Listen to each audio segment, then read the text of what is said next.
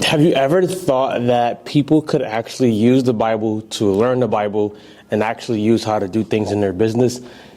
If you're wondering that, the answer is yes. And today I'm going to teach you a content tip that I got from the Bible that I know will help you out and will also bless you spiritually. Let's just dive right in.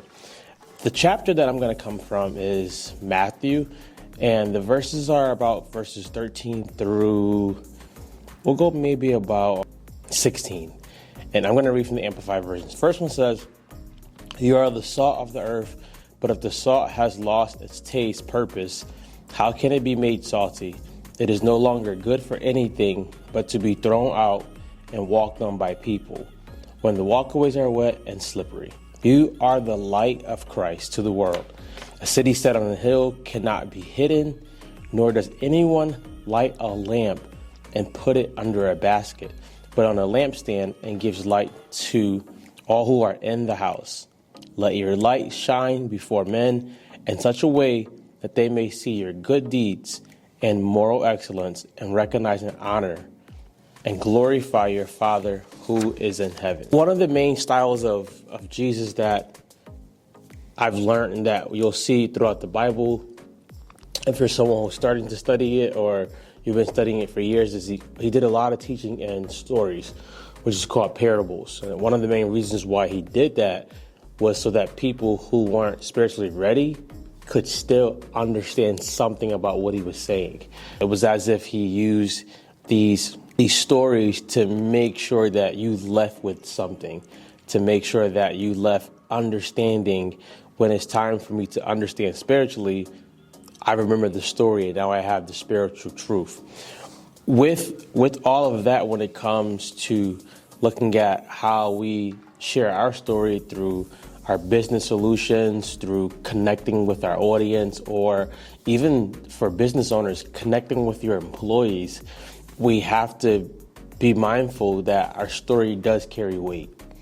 And if we want people to actually sometimes go further with us, they have to learn about us. Jesus is at this place where he's teaching this sermon called Sermon on the Mountain. And you hear the popular sermon parts, the Beatitudes and things like that. When we get into the chapter, he sees a crowd coming near him. I always say this is so cool because he never saw a crowd.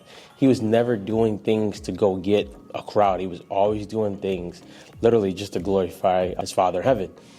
But because his teaching was so impactful and so powerful, people just flocked to him. His teachings, his miracles, his healings, just the way he did things. And he begins, when they get to him, he begins to go up on a mountain and he begins to just literally teach them. That's number one.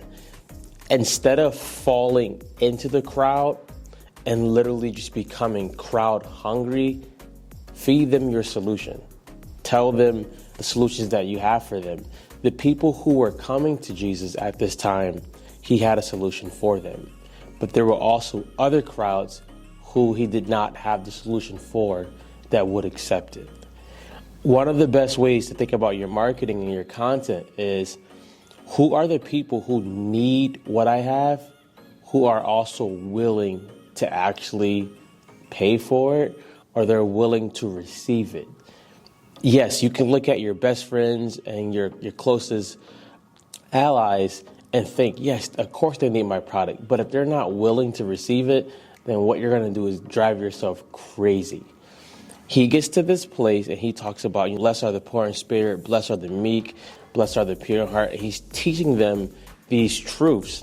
And then he gets down, after he finishes empowering them, he gets down to this part and says, "You are the salt of the world."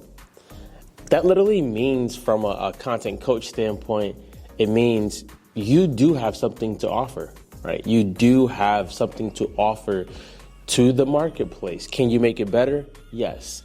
But you want to always remember you do have something to offer, and that's usually where we get into a lot of trouble. We usually start thinking that we are not as good as somebody else, so we shouldn't offer what we have. Or we start thinking that this person does it 10 times better, so we shouldn't offer what we have. What we want to do is get into a mind frame in a place where we recognize, I am the salt of the earth, I do have a purpose, and I do have something to offer.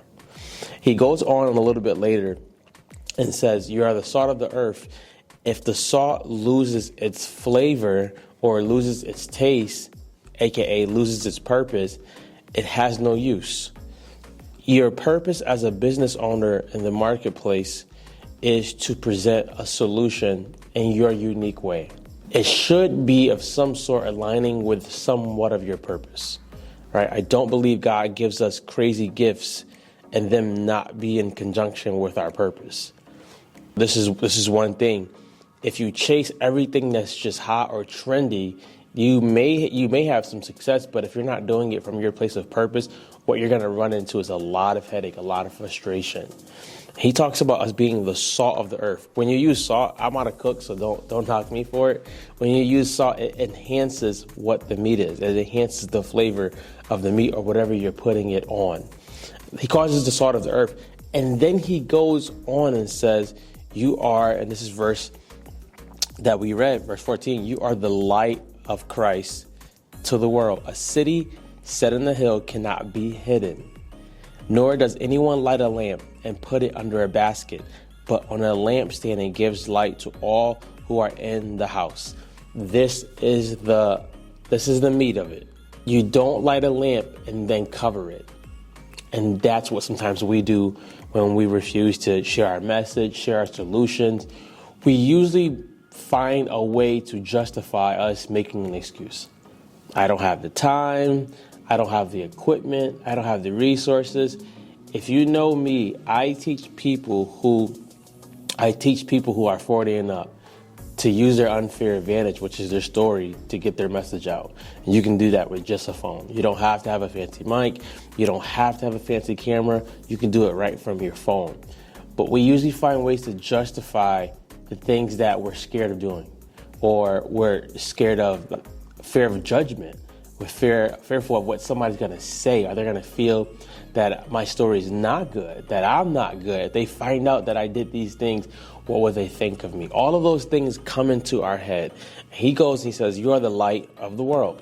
He goes after that, which is I wrote down, is your message, your story, and your solution also gives light to the world. Not only are you a light just to be on a hill, but you're a light to give other people light. Your solutions, your story, your business, it's meant to help people live their lives better. That is messaging. How does my product, how does my service help people live life better? That's what I want to think about. How does my product, how does my service help people live life better? And who are those people? That's what we would call a target audience. Who are those people? They may not be the demographic of 70 and up. They may not be the demographic of 20 and down. Who are the people whose lives I can make better with my service and product, and they're willing to receive it? You won't know that if you don't show it. That's what he talks about, of not hiding this light. Instead of hiding your light, think about who I can impact, why I have this gift, why I have this passion, why I have this thing that won't turn off on the inside of me. For me, coaching people with content is in my head, on me all day, every day. Almost everything I look at, I'm always breaking it down through a place of, how can this person use this for their content? How could they do this for their content? How could they share this message in this way? That's a part of me. What is your part? What's that thing that literally burns in you that maybe you are scared to even explore yourself? That could be an indicator of you having a light and letting it shine before men. He goes on to say after, there's a transformation that happens, letting our light shine so that people can see our good works and glorify our Father in heaven. A lot of times, what I've learned in business is sometimes when you first get ready to share anything with people, it may take a while for them to actually come on board. That's perfectly fine. That's why we use content, so that they can keep being nurtured, so that they can keep being warmed, and that they can keep seeing that we do have solutions that they offer. We do have solutions to offer them, and we also can relate to them through our stories. When he talks about them seeing, the people who are seeing this light, seeing our good works and glorify our Father in heaven, it means there's a bigger picture to all of this. You don't just have a business just to make money. You don't just have a business just to say you have a business. You have a business also to glorify God of some sort.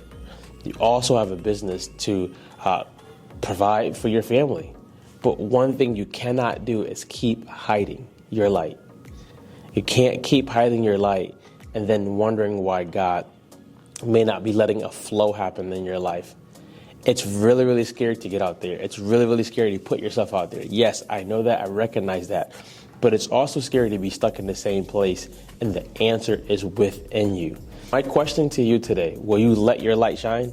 Will you actually get out there, put yourself out there, put your story out there, your solutions, and let your light shine? If your answer is yes, let me know in the comments. What action item can you take? And I have one for you today. Tell your story. Go live, go video, whatever you got to do, go tell your story. Get unstuck, guys, and go be great.